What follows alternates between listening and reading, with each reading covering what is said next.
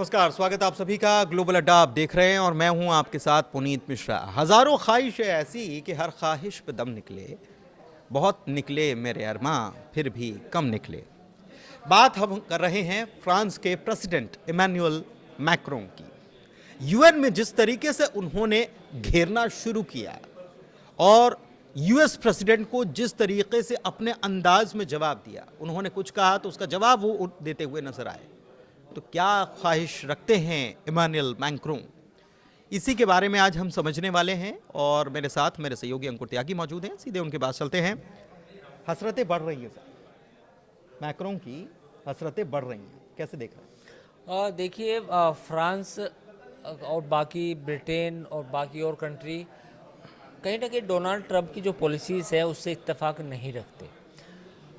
सामने चूँकि खुल के विरोध नहीं कर सकते, लेकिन कहीं ना कहीं मन में एक टीस है कि ग्लोबल जो पोजीशंस थी पहले प्री ट्रंप इरा, वो अब बिल्कुल बदल गई है, क्योंकि ट्रंप अब हर चीज़ का एक क्रेडिट लेना चाहते हैं।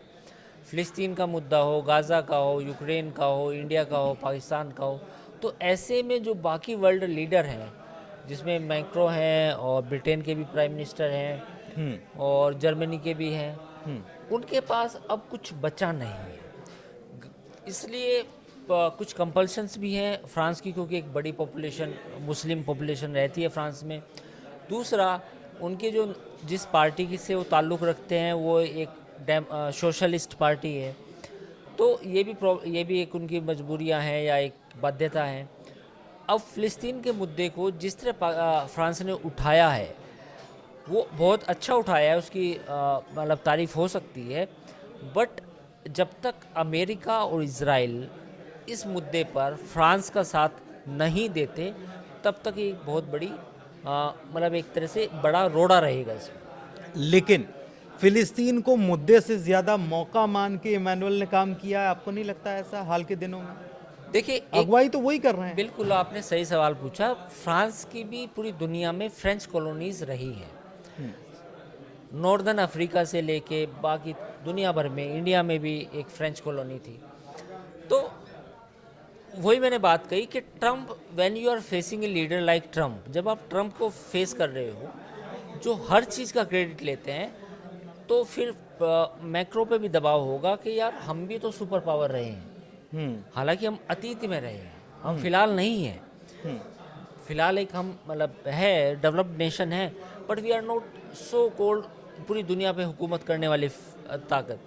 तो फिर उनको भी दिखाना पड़ता है, कुछ कुछ मुद्दे ऐसे पिक करने पड़ते हैं कि उनका रेलेवेंस बना रहे ग्लोबल पॉलिटिक्स में। तो वो वही है, फ्रांस ने जो किया है वो अपने आप को स्ट्रेंथन करने के लिए, अपनी ग्लोरी को अचीव करने के लिए किया है। नहीं, लेकिन आपको ऐसा नहीं लगता कि फ्रांस इससे ज्यादा हसरत, या इमैनुअल मैक्रों जो है वो ज्यादा हसरत पाले हुए हैं? मेरा कहने का मतलब ये है कि जब वो कहते हैं ट्रंप की नेटो से हम अलग हो जाएंगे, नेटो के अस्तित्व, अभी उन्होंने हाल ही में कहा कि यूक्रेन से युद्ध लड़ना है तो नेटो का हम हथियार दे रहे हैं और नेटो हैव टू पे अस। ये उन्होंने कहा अभी कि हम नेटो का हथियार बेच रहे हैं और नेटो हमको पैसा दे रहा है, तो हम उससे कमाई कर रहे हैं, भारत तो तेल। तो ये यूएन में उन्होंने कहा। मैं ये कहना चाह रहा हूं कि ऐसा लगने लगा है यूरोप को कि अब हम अमेरिका की तरफ भरोसा नहीं कर सकते। मतलब ये कब नैया डुबो देंगे, कब लुटिया डुबो ले जाएंगे, कुछ कहा नहीं जा सकता। ऐसा लग रहा है? नहीं, बिल्कुल आपका सवाल बिल्कुल वाजिब है, और आपके सवाल में इसलिए दम है कि कतर पर जब हमला हुआ, जब आपने उन्हें बड़ा सा एक गोल्डन प्लेन आपने भेजा, $100 बिलियन से ज़्यादा समझौते करे अमेरिका के साथ, उसके बावजूद दोहा में अटैक हो जाना, और वो भी अमेरिका की मतलब उसकी जानकारी में हो जाना, तो उसके बाद जो एक ट्रस्ट का, फिलहाल देखो पुनीत, इसमें एक समझने की बात है कि ट्रंप के साथ कहीं ना कहीं ट्रस्ट का डेफिसिट है पूरी दुनिया में। कोई भी किसी भी मुल्क का सरबराह हो, वो कहीं ना कहीं उसको लगता है कि यार ट्रंप कुछ भी कर सकता है। तो ये बिल्कुल आपकी बात से बिल्कुल सहमत हूँ कि कहीं ना कहीं यूरोप को भी लग रहा है कि भाई अब अपनी सुरक्षा अपने हाथ, अपनी फ़ौज को मजबूत करो, अपना इन्फ्लुएंस बढ़ाओ, चाहे वो नेटो हो, चाहे वो कोई और संगठन हो, यूरोपियन यूनियन हो, but we have to protect Europe on our selves. मतलब वेस्ट ने अपना नेता मैक्रों को चुन लिया, ऐसा मानते हैं नहीं, आप? ऐसा तो बहुत जल्दी होगा, नहीं, क्योंकि सपोर्ट बाकी उसमें, लेकिन उसमें मेलोनी भी है। मेलोनी तो ट्रम्प की दोस्त। मेलोनी ट्रम्प की दोस्त हैं, लेकिन बाकी के पोलैंड की देख लीजिए बात, स्थिति देख लीजिए, हाँ। या ब्रिटेन की स्थिति, कनाडा की स्थिति, ये एक्चुअल में आप देख रहे हैं कि ट्रम्प ने इनको भी बख्शा नहीं टैरिफ के मामले में।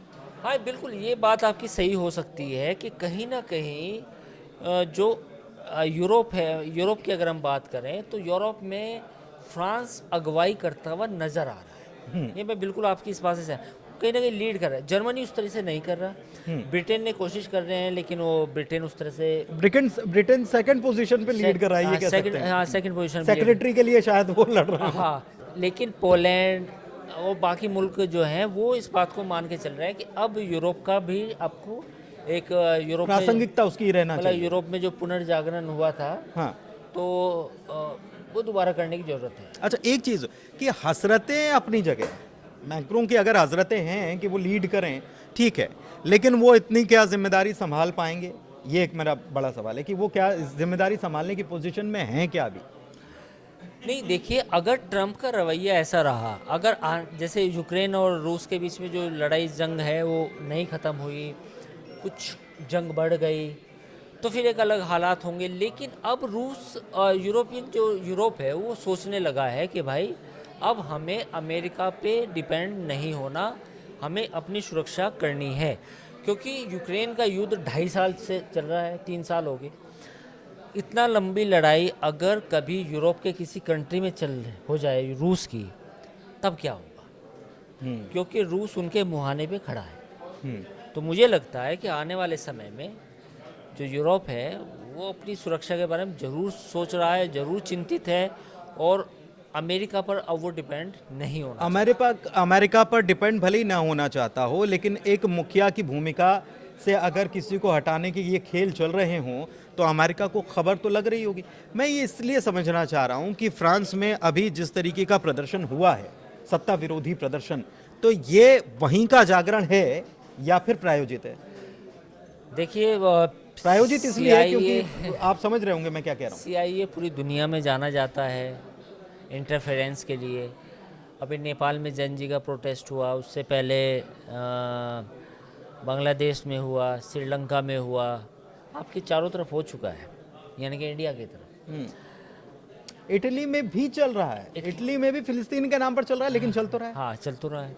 अब देखना, अब ये बातें तो अभी सामने नहीं आई, पुख्ता सबूत तो नहीं आए, पर हाँ, ये स्पेकुलेशन तो है कि कहीं ना कहीं जो अनरेस्ट है फिलहाल फ्रांस में, वो पॉलिटिकल अनरेस्ट है। वो एक वैसा अनरेस्ट नहीं है कि भाई फिलिस्तीन के नाम पे हो रहा तो फिलिस्तीन का मुद्दा है, नहीं, या अफ्रीकन इमिग्रेंट्स का कोई इशू है, वो नहीं। कहीं ना कहीं जब धुआं उठता है तो आग तो कहीं लगी होगी। तो अभी तो सामने नहीं आया खुल के मामला पूरा कि भाई ये इसके पीछे क्या वाकई में CIA है या कोई बाकी लोग हैं, लेकिन आने वाले इस वक्त अलाई जो हैं उनके काम करने वाले भी हो सकते वाले हैं हैं कि कुछ, हाँ। क्योंकि देखो, ट्रम्प एक राइट विंग है। आपने देखा होगा कि जर्मनी में भी चुनाव जीतते जीतते वो हार गई। नाम भूल रहा हूँ, ली पेन। तो ट्रम्प जो जितने भी राइट विंग हैं, खासतौर पर, मतलब वो चाहते हैं कि मैं वो उनको ऐसे नेता रहूं। और ऐसे लोग ही आएं। हाँ, ऐसे लोग ही अगर सत्ता में आएंगे तो बहुत अच्छी बनेगी। हाँ, खूब रंग उनकी जमेगा जब विचारधारा मिल बैठेंगे अपने जैसे, यार वो कह उनकी सकते हैं विचारधारा वाले। अच्छा, एक चीज़ और कि हम ये देख रहे हैं कि यूक्रेन के साथ रशिया का कॉन्फ्लिक्ट जो चल रहा है, और बीते 1 साल से, बीते 8-10 महीनों से, क्योंकि हम इसको कवर कर रहे हैं लगातार, तो 8-10 महीनों से कुछ अगवा बनने की ज़्यादा कोशिश फ्रांस कर रहा है। तमाम बैठकें बुलाई, कई बार बैठकें बुलाई, उतनी कामयाबी शायद फ्रांस को उसमें मिली नहीं, क्योंकि फिर अमेरिका तक मामला पहुंच गया, फिर अमेरिका ने इंटरवील करना शुरू कर दिया, क्योंकि ज़ेलेंस्की को लेकर कई बार मीटिंग उन्होंने की। ये अब फिलिस्तीन को उन्होंने देखा कि ये, मतलब ट्राई तो उन्होंने वहां पर भी किया, लेकिन फिलिस्तीन में अब उन्होंने अपना फाइनल दाम चल दिया इमानुएल ने। फिलिस्तीन एक बड़ा इशू है, नो डाउट। जिस ब्रिटेन ने फिलिस्तीनियों को उजाड़ा, उस ब्रिटेन ने फिलिस्तीन को अभी मान्यता देने की वो ऐलान किया। फ्रांस बिल्कुल ये सब बेसिकली लेवरेज लेना चाहते हैं पूरी दुनिया की पॉलिटिक्स में। हाँ, ये बात सही है कि फ़िलिस्तीन को लेके समर्थन जुटना चाहिए, इसमें कोई बुरी बात नहीं है। पर पॉइंट ये है कि ये सब हो रहा है यूरोप का रिलेवेंस बनाने के लिए, क्योंकि ट्रंप ने जिस तरीके से फ़िलिस्तीन को एक तरह से खारिज कर दिया, तो पूरे यूरोप में भी एक अच्छी खासी मुस्लिम पॉपुलेशन रहती है। तो मुझे लगता है कि रेलेवेंस बना रहे फ्रांस में मैक्रो का या उनकी पार्टी का, ब्रिटेन में भी उनकी पार्टी का। तो जितने भी लिबरल्स हैं उनको लगता है कि अगर हमने फ़िलिस्तीन का इशू छोड़ा तो ये उनके लिए दिक्कत होगी। तो उनके इंटरनल पॉलिटिक्स का भी दबाव है, ट्रंप के सामने दिखाना भी है कि हम कुछ कर रहे हैं, हम इंडिपेंडेंट हैं। लेकिन हम as a ये European- यूएन में जब ट्रंप ने बोला तो उन्होंने यूएन के होने पर ही सवाल खड़े कर दिए। ये बड़ी हैरानी की बात है। ट्रंप ने ऐसा कहा तो आप हैरान क्यों हैं? नहीं, मैं इसलिए हैरान हूं क्योंकि उसका जवाब इमैनुअल मैक्रों जो हैं उनकी तरफ से कहा गया कि प्रासंगिकता बनाए रखना भी तो हमारा काम है। मतलब एक एक बात को उन्होंने काटा है अपनी बात से। उन्होंने कहा कि ठीक है, हम इजराइल को मान रहे हैं लेकिन फिलिस्तीन को आपको मानना पड़ेगा। तो ये चीजें जो हैं, ये टकराव ट्रंप और फ्रांस के प्रेसिडेंट के बीच में सीधा सीधा टकराव है। तो ट्रंप इसको झेल जाएंगे या खेल जाएंगे? आप ट्रंप इसको खेल जाएंगे, क्योंकि मैक्रो को भी वो पसंद नहीं करते। ये सब वो तो कल हमने देख लिया कि कल आपने देख नाराजगी नाराजगी ट्रैफिक आ रहा था तो वो ट्रैफिक आ रहा, दिखा। हाँ। तो मुझे लगता है कि वो इसको खेल जाएंगे। आने वाले वक्त में, आने वाले समय में ट्रंप मिडिल ईस्ट में, जैसे उन्होंने प्लान बनाया था गाज़ा टावर करके, वहाँ पे भी जैसे ट्रंप टावर है तो गाज़ा टावर बनाने की, तो अभी मुझे नहीं लगता कि ट्रंप के रहते हुए अमेरिका की पॉलिसी में फ़िलिस्तीन को लेके कोई चेंज आएगा। फ्रांस, ब्रिटेन तमाम कोशिशें करेंगे, उनको करनी भी चाहिए, लेकिन अमेरिका और इजराइल नहीं मानेंगे, ये भी सच है। लेकिन अभी मैं वाइंड अप का टाइम हो रहा है, लेकिन फिर भी मैं आपसे ये समझना चाह रहा हूँ, हाल ही में अभी जो ट्रंप ने मीटिंग बुलाई अरब देशों की, उसमें पाकिस्तान भी मौजूद था। कल की मीटिंग का अपडेट बता रहा हूँ। तो उसमें ट्रंप ने कहा कि हम गाज़ा का युद्ध अभी रोक सकते हैं चाहें तो। दूसरी तरफ वहाँ पर वो यूएन में क्या कह रहे हैं? यूएन में वो कह रहे हैं कि हम तो इजराइल को पूरा सपोर्ट करेंगे। हमास के ऊपर सबसे बड़ी बात की वो बदल गए, उन्होंने कहा है कि हमास जो है सारे बंधकों को रिहा करे, जबकि उन्होंने जो ऑफर किया था हमास उसी को लेकर चर्चा कर रहा था कतर में, और उसके ऊपर अटैक हो जाता है। तो ये एक मुंह कई बातें हो रही है ना। ये तो नहीं, ये स्टैंड जो है ये कहाँ स्टैंड करेंगे ट्रंप दुनिया के सामने? ये तो देख रही है ना दुनिया। स्टैंड कहाँ कर रहे हैं ये बताओ? ये तो उनके हाथ से फिर चीजें फिसल रही है, खेल कैसे सकते हैं? तो नहीं, मैंने कब कहा कि खेल में जीतेंगे? हम्म खेल में जीतना एक अलग बात है, लेकिन खेल तो करेंगे ना। खेल तो सबके साथ खेल रहे हैं वो। रूस पुतिन को कहा कि जंग खत्म हो जाएगी, खत्म हुई? पुतिन मेरे दोस्त हैं, नहीं हुई। अलास्का में B-2 बॉम्बर से सलामी भी दी गई। दोस्त हैं, और उसके बाद फिर बोल रहे हैं यूरोप के देशों को कि आप उनके प्लेन्स को मारो। अब प्लेन्स को मारो। पहले B-2 बॉम्बर से सलामी दी गई और कहा पुतिन मेरे दोस्त हैं, और अब क्या हो रहा है? तो खेलने का मतलब ये है। उस किताब का अगला पार्ट जिसका आपने सुबह आशीष के साथ चर्चा की, उस आपने कहा कि how to make a deal, उन्होंने बुक लिखी है, उसका अगला पार्ट अब वो इन चीज़ों से सीख कर लिखेंगे। लेकिन मुझे लगता है कि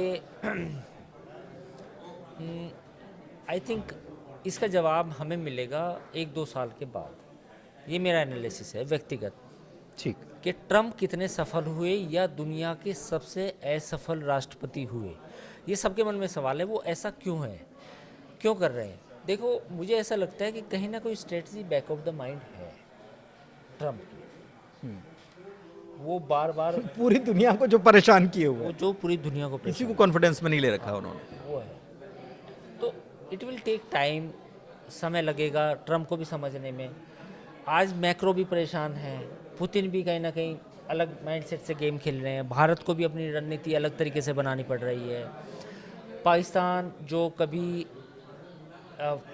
2018 में ट्रंप ने बोला था कि Pakistan is a sponsoring the harbouring the terrorist, है ना, उसकी एड रोकी थी। आज वही पाकिस्तान फिर से उनका उनकी गोदी में जाके बैठ गया है।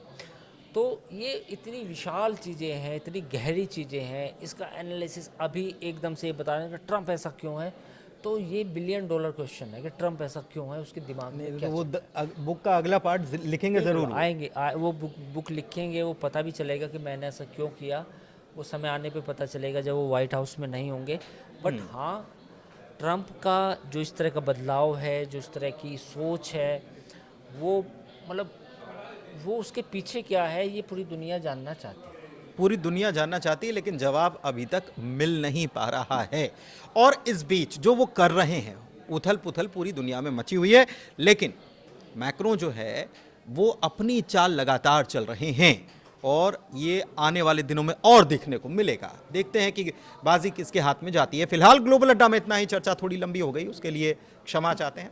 धन्यवाद।